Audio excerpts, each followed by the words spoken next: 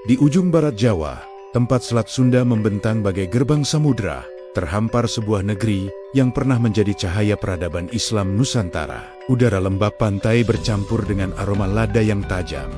Di bawah langit yang diwarnai emas tua senja dan biru laut tua, tanah ini, Banten, adalah saksi bisu dari lahirnya sebuah kerajaan maritim yang agung, dari masa kejayaan hingga keruntuhan tragisnya di tangan kolonial. Di tepi selat yang strategis, Banten telah lama menjadi denyut nadi perdagangan dunia. Dari sini, jalur emas terbentang, menghubungkan kekayaan rempah dari Maluku ke pedagang Gujarat, Arab, dan Tiongkok. Sebelum fajar Islam menyingsing terang, wilayah ini adalah pelabuhan penting yang ramai, tempat berbagai bangsa dan budaya bertemu, menukar barang dagangan di bawah bayang-bayang kapal jung yang megah. Kisah berdirinya kerajaan ini bermula dari pengaruh besar Kesultanan Demak, pusat kekuatan Islam pertama di Jawa. Ulama karismatik, Sunan Gunung Jati, melihat potensi besar di pesisir barat. Dengan visi menyebarkan ajaran Islam dan memperluas pengaruh politiknya, ia mengutus putranya, Hasanuddin, ke Banten Girang. Misi suci ini bukan hanya untuk dakwah, tetapi juga untuk meletakkan fondasi sebuah pemerintahan baru yang berlandaskan syariat. Pada tahun 1526 M, sejarah baru terukir. Pangeran Hasanuddin, dengan dukungan para ulama dan rakyat, resmi dinobatkan sebagai Sultan pertama. Keraton Surosowan mulai dibangun dengan dinding batu karang putih yang kokoh, menjadi pusat pemerintahan yang megah. Di kejauhan, menara Masjid Agung Banten menjulang dengan atap tumpang limanya yang khas. Inilah tanda lahirnya Kerajaan Banten, sebuah kekuatan Islam yang siap bersaing di panggung Nusantara. Di bawah kepemimpinan para sultannya, pelabuhan Banten menjelma menjadi pusat perdagangan paling sibuk di Nusantara. Kapal-kapal dari Gujarat tiba membawa kain sutra, pedagang Arab membawa wewangian dan kitab-kitab, sementara saudagar Tiongkok datang dengan porselen dan teh.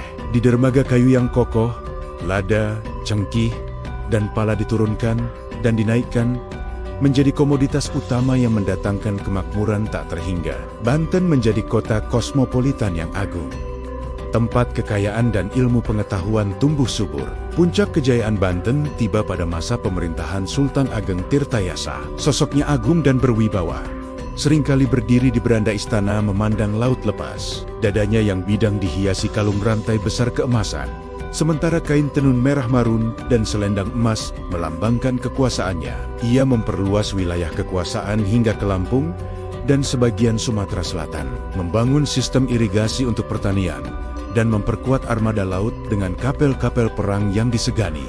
Di bawahnya, Banten bukan lagi sekadar pelabuhan, melainkan sebuah imperium maritim yang setara dengan kerajaan besar lainnya di Asia Tenggara. Sultan Ageng Tirtayasa dikenal sebagai pemimpin yang adil, tegas, namun hatinya dekat dengan rakyat dan para ulama. Para ulama mengenakan jubah putih bersih, sering terlihat memimpin doa di Masjid Agung yang ramai, mengajarkan ilmu agama kepada para santri. Sultan sendiri tak segan turun ke pasar rempah, menyapa rakyatnya yang sibuk berdagang. Para pria mengenakan kain lurik sederhana dan ikat kepala, sementara prajurit berwibawa dengan rompi kulit dan celana panjang hitam menjaga ketertiban. Kearifannya menjadikan Banten bukan hanya pusat ekonomi, tetapi juga pusat dakwah dan intelektual Islam yang disegani. Namun, di tengah cahaya kejayaan yang benderang, bayangan gelap mulai mendekat dari cakrawala. Kapal-kapal Fok Belanda dengan bendera merah putih biru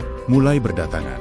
Awalnya mereka datang sebagai mitra dagang, namun di balik senyum manis, tersembunyi niat licik untuk memonopoli perdagangan lada. Konflik pun tak terhindarkan. Sultan Ageng dengan tegas menentang keserakahan Fok, memicu perang terbuka di darat dan laut.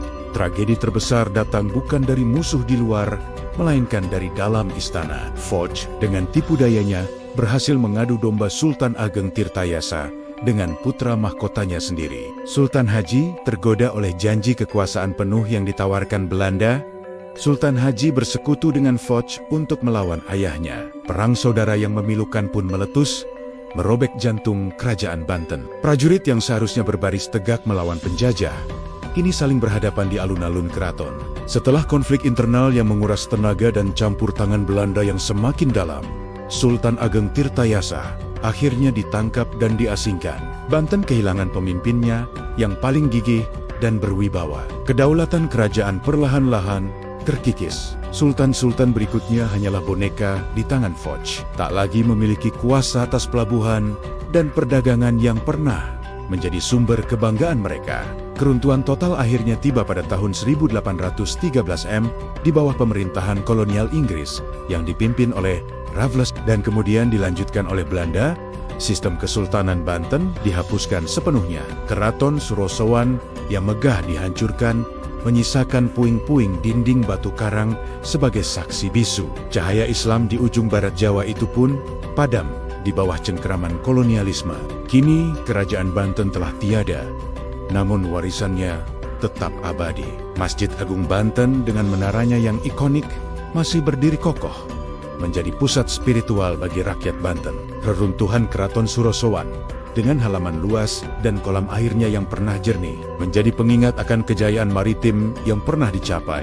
Semua itu adalah saksi bisu dari sebuah peradaban besar. Sebuah kisah tentang kegemilangan, perjuangan, dan kebanggaan yang tak akan pernah lekang oleh waktu.